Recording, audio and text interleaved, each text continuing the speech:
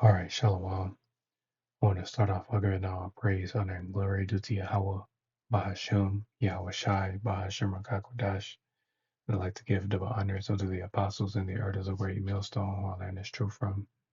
And I'd like to say peace and salutations unto the hopefully elect. And today, it's Monday, Missile Monday, and I have this article from Newsweek, and the headline reads, Ukraine can develop nuclear weapons within a short time. Ex Zelensky aide. So I'm just going to go into this article and bring out a couple scriptures. Lord willing, this lesson is edifying and straight to the point. And it says, Oleski Orestovik Slakia, a former advisor to Ukrainian President Vladimir Zelensky, said during a Thursday interview that Ukraine has the ability to quickly produce its own nuclear weapons within a short time. Arestovik, who also served as an officer in Ukraine's military intelligence service, made the remarks while speaking with Russian activist Mark Fagan. As a result, as a frequent guest on Fagan's YouTube show, Arestovik often discusses the war in Ukraine, which Putin launched last February. He said in March that comments made by Putin showed the Russian leader has seriously considered the possibility of Russia's collapse as a result of the war. Arestovik also stated that Crimea would be a major target for Zelensky's forces during the conflict. On Thursday, he said that if Moscow were to use nuclear weapons against Ukraine, non-nuclear countries could begin producing, could begin pursuing the development of nukes, including Ukraine. According to a translation by the Kremlin-backed outlet RT, Fagan asked Arestovik if Kiev could produce nuclear weapons. It can within a short time, Arestovik replied. Arestovik added that the war-torn country would need some time to obtain enriched uranium before it could be capable of making nuclear bombs. He then noted such a thing could be possible. Who knows where this uranium is just lying around? He said, you just walk and see a barrel of uranium. That's cool. Arestovik served as an advisor to Zelensky until January of this year. He resigned from his position following backlash he experienced for suggesting on Fagan's show that Ukrainian air defense forces shot down a Russian missile in the Ukrainian city of Dnipro, resulting in the deaths of dozens of people. Ministry of Foreign Affairs via email for comment. The Kremlin has denied it would turn to nuclear weapons in its war in Ukraine, even though Russia propagandists have frequently called for their use. However, the threat of a nuclear strike against Ukraine increased when Putin announced he would be deploying tactical nukes to Belarus, which shares a border with Ukraine and was used as a launch site for the beginning of Putin's invasion. Last Saturday, President Joe Biden denounced the deployment of Russian nuclear weapons to Belarus as absolutely irresponsible. Days later, he said the threat of Putin using those weapons in Ukraine is real. Zelensky, though recently downplayed such a threat, speaking to the BBC in an interview published Wednesday. He said that while Putin will talk about the use of nuclear weapons, I don't think he is ready to do it because he is scared for his life. He loves a lot. He added, there is no way I could say for sure, especially about a person with no ties to reality who in the 21st century launched a full scale war against their neighbor. No, yes, pretty much. You know, they're saying that Ukraine can develop, their own nuclear missiles within a short time. Because again, war is still in the air, but this guy claims Putin is scared to use the nukes. No, he isn't. Because those of us that are in the know, if Putin wanted to use a nuke against, the Ukraine, the war would have been over the same day. But again, the Lord is going to use Vladimir Putin to, destroy America because ultimately, it is a time because prophecy still has to take place where, America is eventually going to have to, get involved with this war. And then ultimately, World War III is going to kick off, you know. So as always, I'm going to start in the book of Isaiah, chapter 54, and verse 16. Behold, I have created the smith that bloweth the coals on the fire, and that bringeth forth an instrument for his work. And I have created the waster to destroy. And again, that waster is going into those nuclear missiles that they're talking about, because pretty much every nation has them now, every major nation, pretty much has these nuclear weapons, you know,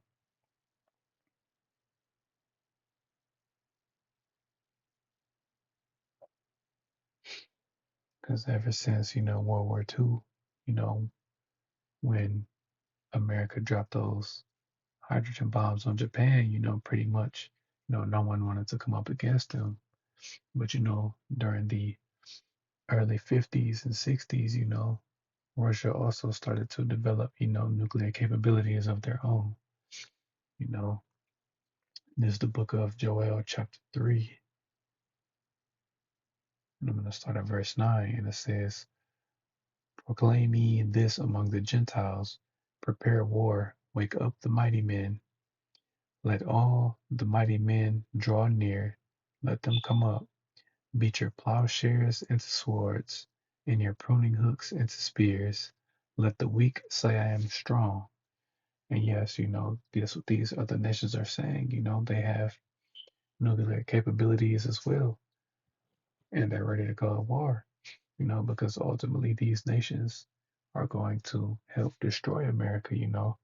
Russia is going to be, that primary adversary against America, but, these other nations are going to help as well. And also, America's allies are going to turn on her as well, you know. But, there's one major prophecy still has to take place before, this destruction can come.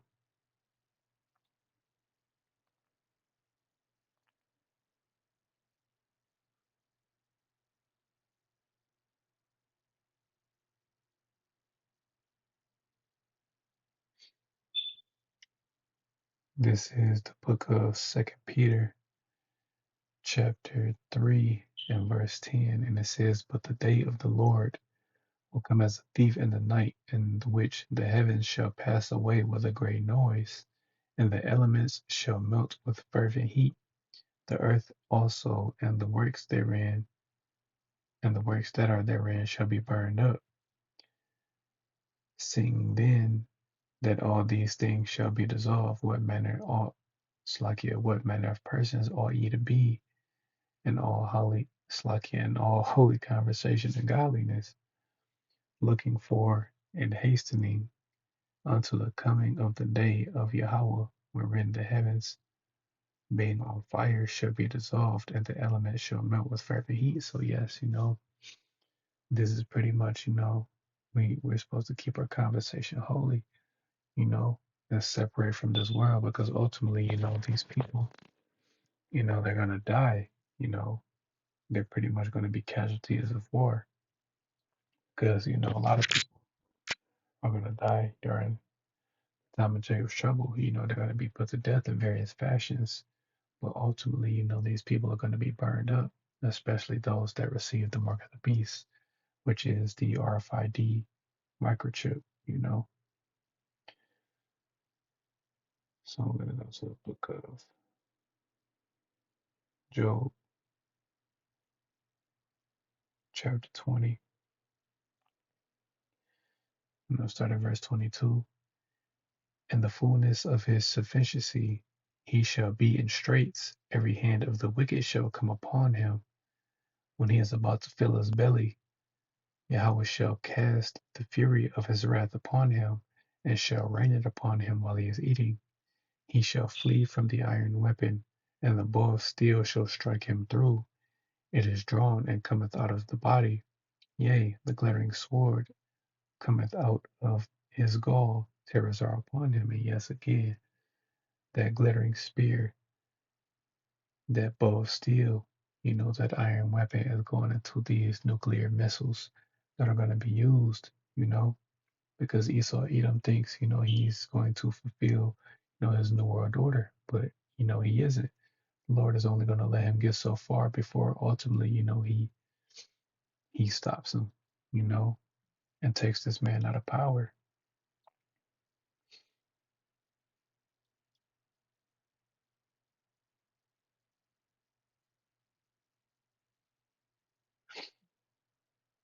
And this is the book of Isaiah, chapter 9 and verse 5. And it says, for every battle of the warrior is with confused noise and garments rolled in blood, but this shall be with burning and fuel of fire. And yes, that's ultimately how this last world war is going to be fought, because, most ancient wars were fought, with hand to hand combat, swords, spears, shields, bow and arrows and such. But ultimately, this war is going to be fought with nuclear capabilities, This is going to be the war to end all wars, because again, wars in the air. It's still on the way. So I'm going to bring out Matthew chapter 24 and verse 6. And it says, and ye shall hear of wars and rumors of wars. Sing that ye be, it's like you see that ye be not troubled, for all these things must come to pass, but the end is not yet. And yes, the end is not yet, until, this last major prophecy before the destruction takes place, the mark of the beast has to be implemented, it has to be made mandatory. And then those that, may be new, the mark of the beast is not sin, They're gonna do a video on that again because, Bishop Nathaniel, or his new title, General, you know, Nathaniel Alaga, is misleading a lot of people. The mark of the beast is not sin. It's a device that's going to be implanted into people's hands and foreheads, And then I'm going to end it on this. Go to,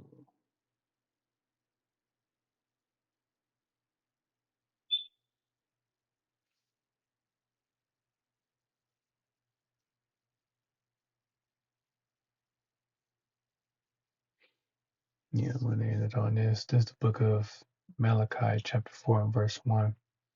And it says, for behold, the day cometh that shall burn as an oven, and all the proud, yea, and all that do wickedly shall be stubble, and the day of the Lord shall burn them up, saith the Lord of hosts, that it shall leave them neither root nor branch, you know.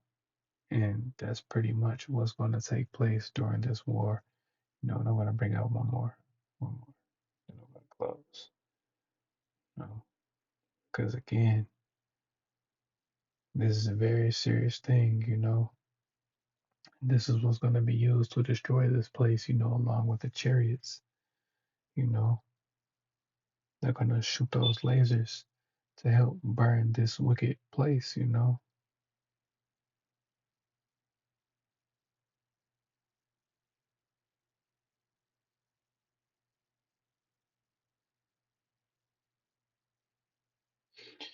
This is the book of Isaiah, chapter 34 and verse 4, and it says,